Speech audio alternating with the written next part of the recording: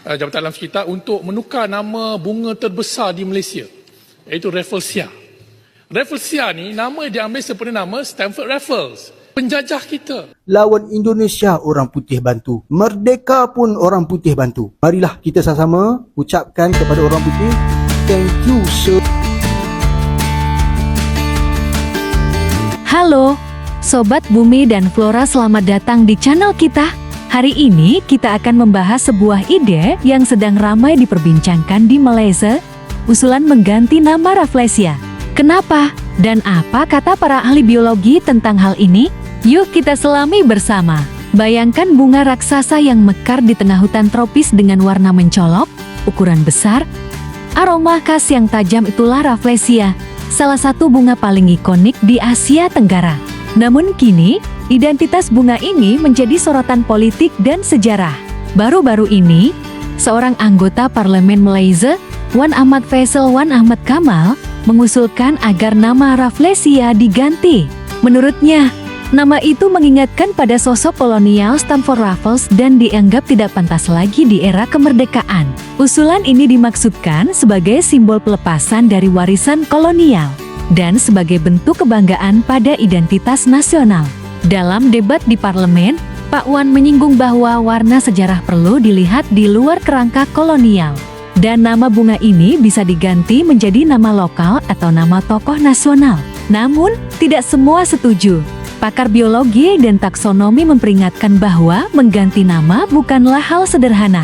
Seperti diutarakan oleh Ghazali Ismail yang dulu aktif dalam konservasi flora, nama Rafflesia bukan sekadar nama biasa, melainkan nama ilmiah dari sebuah genus tumbuhan parasitik yang telah dikenali dan dipakai secara global selama lebih dari 2 abad. Menurut ilmuwan lain seperti Zulhasman Hamzah dari Fakultas Ilmu Bumi, meskipun secara simbolis penggantian nama bisa mengangkat nilai lokal, misalnya nama-nama tradisional seperti Pakma, Patma, atau nama suku setempat, tetapi dari sudut ilmiah dan praktis, mengganti nama resmi dapat menimbulkan kebingungan dalam literatur akademik, klasifikasi internasional, dokumen konservasi, serta materi pendidikan dan pariwisata. Zulhasman bahkan menyarankan solusi kompromi, menggunakan nama ganda, misalnya Rafflesia Pakma, agar kita tetap menghormati tradisi lokal dan warisan budaya sambil mempertahankan konsistensi ilmiah. Pada akhirnya, inti persoalannya bukan sekadar nama. Ini soal bagaimana kita memandang identitas, sejarah, dan warisan alam. Boleh tak yang Mak Menteri menggunakan kuasa yang Mak Menteri ada dalam NERS ini, Jabatan Alam Sekitar, untuk menukar nama bunga terbesar di Malaysia, iaitu Rafflesia. Rafflesia ni nama diambil sepenuhnya nama Stamford Raffles, penjajah kita, orang yang tak berakhlak, tak beretika. Kita bagi nama yang begitu baik pada bunga kita. Mungkin yang Mak Menteri boleh cadangkan kepada kabinet, carilah nama lain lebih cantik, nama Anwar Ibrahim pun tak apa. Tak ada masalah, asalkan yang lebih baik. We have been living under his shadow for 68 years. Tak baik begini yang Mak Menteri. Terima kasih. Saya memang maklum kalau ada nama cadang Bunga Rafflesia sendiri bukan hanya dimiliki Malaysia, tetapi juga tumbuh di Indonesia dan beberapa negara lainnya. Nama Rafflesia bukan sekadar label biasa, melainkan nama ilmiah yang telah menjadi standar global dalam biologi dan konservasi. Mengubah nama itu hanya karena alasan emosional, tanpa mempertimbangkan konsensus ilmiah internasional, membuat Malaysia terlihat ingin memaksakan citra bahwa merekalah pemilik utama bunga tersebut. Cadangan menukar nama bunga Rafflesia perlu diperhalusi kerana ia melibatkan warisan budaya, sejarah serta aspek penyelidikan saintifik. Timbalan Menteri Perancangan, Bandar, Pentadbiran Tanah dan Alam Sekitar, Datuk Lin Talif Saleh berkata, penukaran nama flora atau fauna bukan perkara mudah kerana ia tertakluk kepada sistem penamaan global selain memberi kesan dari sudut praktikal dan penjenamaan. Lin memberitahu penukaran nama itu perlu berhati-hati. Selain nama saintifik, sesuatu spesies tidak boleh ditukar sewenang-wenangnya. Isu penukaran nama bunga Rafflesia mula dibangkitkan oleh ahli Parlimen Machang Wan Ahmad Faisal Wan Ahmad Kamal yang mencadangkan supaya nama bunga tersebut ditukar sempena sambutan Hari Kebangsaan ke-68. Cadangan itu menurutnya bertujuan memberi penghormatan kepada pemimpin negara serta mencerminkan identiti tempatan berbanding terus mengekalkan nama Rafflesia yang diambil sempena Sir Stamford Raffles, tokoh kolonial Inggris. Turis asal Prancis senang bisa lihat bunga Rafflesia arnoldi. Dans les fleurs endémiques de Sumatra et en particulier des Rafflesia. Et donc, grâce au guide local qui connaît parfaitement sa forêt, il a repéré une fleur qui est plutôt à ce stade de développement, qui était prête à éclore, et donc il a parfaitement prévu la durée nécessaire à ce qu'elle éclose. Et donc là, on est arrivé 2 jours plus tard, et on est face à une magnifique Rafflesia. Ito ang malaboo, isang Philippine native plant. Ang malaboo ay isang species ng Rafflesia. Merong mahigit 40 known species ng Rafflesia sa buong mundo at 15 dito ay endemic sa Pilipinas o dito lang matatagpuan.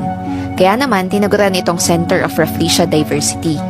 Ang mga Rafflesia ay parehong holo at endoparasites. Ang mga holoparasites ay mga halaman na walang ability na makapag-photosynthesis. Ibig sabihin, nakadepende sila sa kanilang host plant para sa nutrients at water. Endo means inside.